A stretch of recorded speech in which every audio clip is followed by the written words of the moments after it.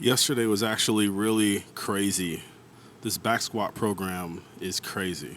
I say that every time I get on YouTube and talk to you guys, man, but like it just gets crazier, man. Like every time I say it gets crazy, the next time it's just literally crazier. It's crazy. I've been doing the back squat program. It's a 5-week back squat program. It's for 35 days. And throughout this 35-day process, you're only doing back squats. The whole premise behind programming like this is to give you the ability to be able to focus on just one thing, the back squat.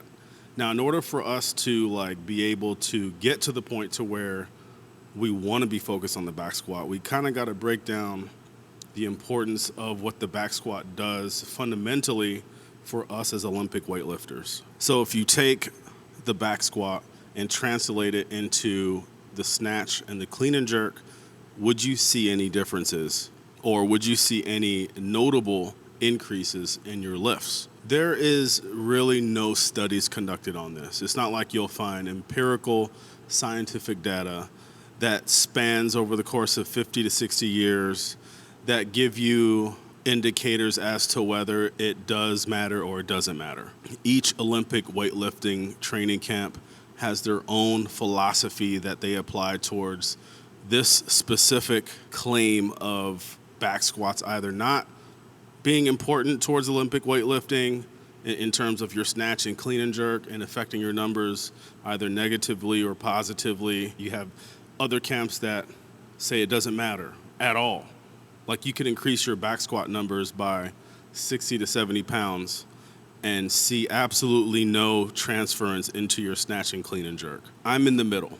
I don't think that you will 100%, and I don't think that you won't 100%. I think the answer lies somewhere in the middle, and it all depends on what your skill level currently is. It also depends on where your foundational strength is currently. Where does it sit at right now?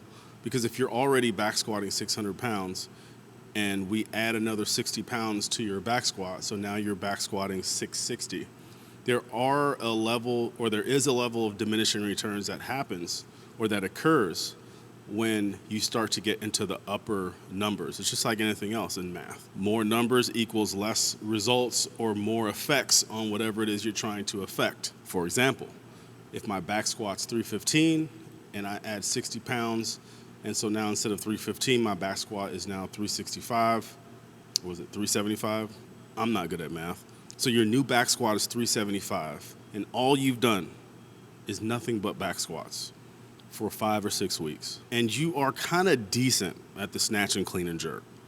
You're not terrible, but then again, you're not like world-class A group status in terms of like your technique.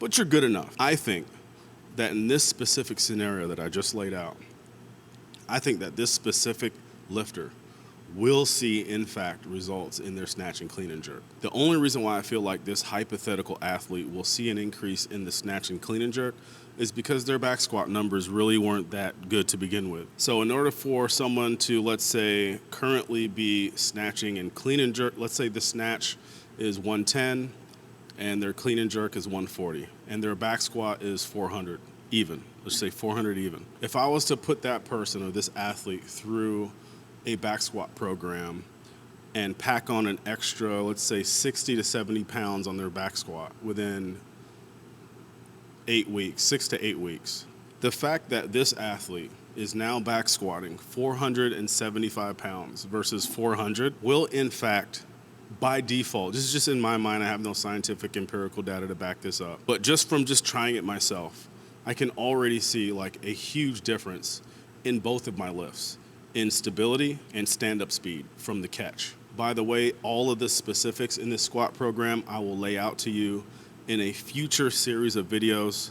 Stay tuned for that. Make sure you subscribe to this channel. That way when I put it out, you'll be one of the first ones to get it. In essence, you'll be back squatting every day. The loads will go up, the loads will go down. There'll be deloading days. There'll be some rest days in there sprinkled in. But for the most part, every single day that you train, you'll be doing back squat. And that'll be the priority for 5 to 6 weeks. Will you do the Olympic lifts? Yes, you'll still do the Olympic lifts, obviously, and you'll still do some compounds, but it just won't take priority for training. The first thing you'll do is you'll start to warm up. You'll start to mobilize and stretch, and then you'll go straight into doing your back squats. That way you're hitting it fresh, you're not doing any lifts prior to doing back squats. It also allows you the opportunity to be able just to hyper focus on the back squat. Don't worry about the Olympic lifts. If you exert enough energy into the back squats, from the time you go over to the Olympic lifts, you're only going to be able to do like 60% of your lift anyway. That's how much these back squats are taking out of you. Yesterday's back squats was by far the worst day.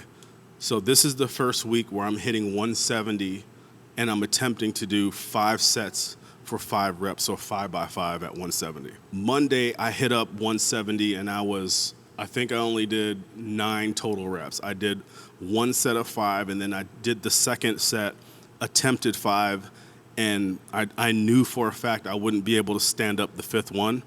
So, and plus I don't want to take myself to muscle failure, like complete muscle failure on any one of the reps. And so I did 4, re-racked it. For the following sets, I did drop sets at 160. So I did a 3 by 5 at 160. This was my first attempt at 170, and this was 2 days ago. Yesterday, I went ahead and just decided to go all out.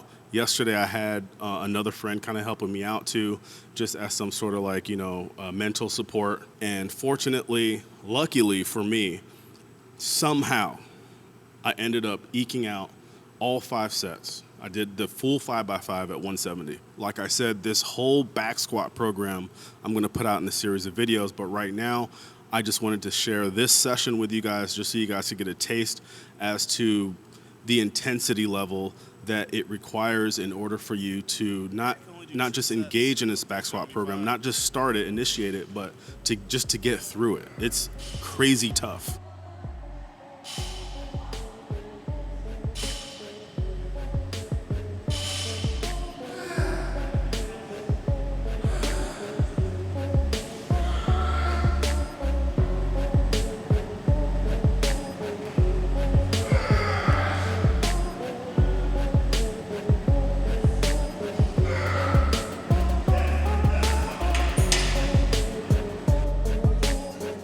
Pretty bad. Where's my mom? I can't do 5 of those, man. I hope this isn't a sticking point, man. Like normally I'll hit a weight, like 345, 355, and then eventually it'll start to feel lighter. It hasn't felt lighter at all.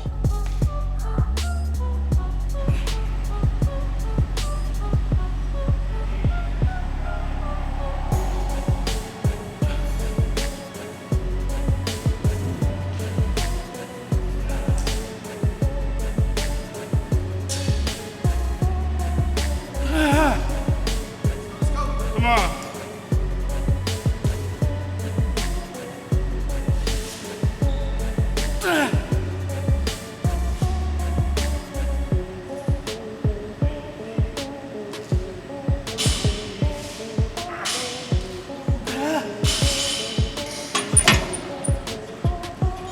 That's why it's so hard. I did 1 more than yesterday. I can't do another one. I have to do 5 of these before I go up. And I barely did that.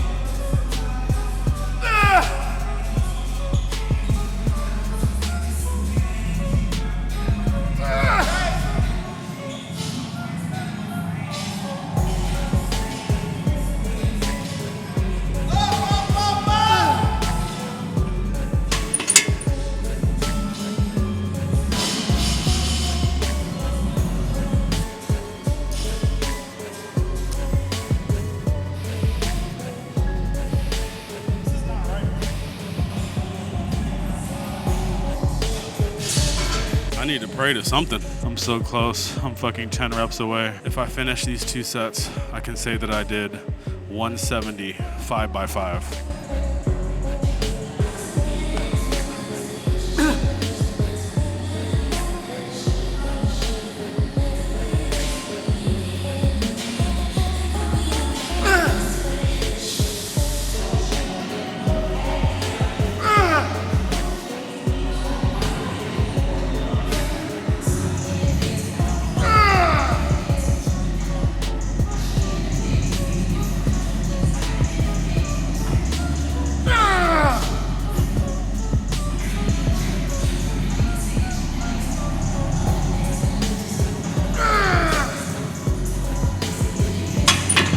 pretty sure my calf is destroyed, but I'm doing this last 5. There's no way I'm gonna get to the last set of 170 and wimp out. There's no way. You know what's sad though? After I finish this, then I have to bump up the weight. I'm talking like I'm living in the future. I still gotta do one more set of this. Fuck.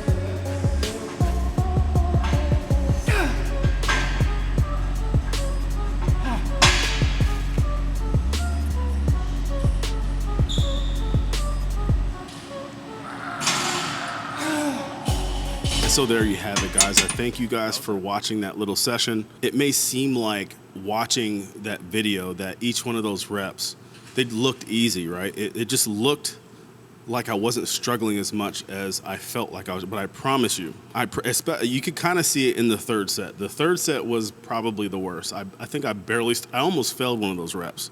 But in any case, the third set I always find to be the hardest, and then the fourth one is a little less hard. The fifth, for some reason, the fifth set is always the easiest. I don't know if it's because like your brain sees that you're at the end of the tunnel. I don't know. But as you can tell, even by the video, the fifth one was the easiest.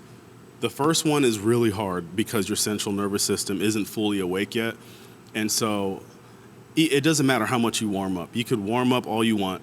The first working set that you hit with your working weight is always going to be tough. Your central nervous system is like, what the hell is going on? And so you can see that in this workout. After the first set, I'm already thinking to myself, I don't know how I'm gonna do like 4 more of these. This is terrible. The second one was pretty easy. The third one was like really tough, grindy. And then like the fourth one, by the time I got to the fourth and fifth one, it was just kind of like, let's just kind of just see this through to the end. Anyways, guys, if you are interested in seeing the entire program, like I said, make sure you sub to this channel. I don't put out content that much, so it's not like I'll be in your face freaking every 2 hours. I put out like a video or 2, maybe even 2 a week. The goal for this channel is to help out anyone who is just interested in getting into Olympic weightlifting. Maybe they just want to get started. You may be a little older of an athlete, I don't know. I'm 43 myself and I'm just getting started into Olympic weightlifting. I've done CrossFit for a couple years, but transitioning over into Olympic weightlifting has been a true eye-opener, and I'm enjoying the process. If you care to enjoy the process with me, I will see you guys in a follow-up video. Thanks for watching.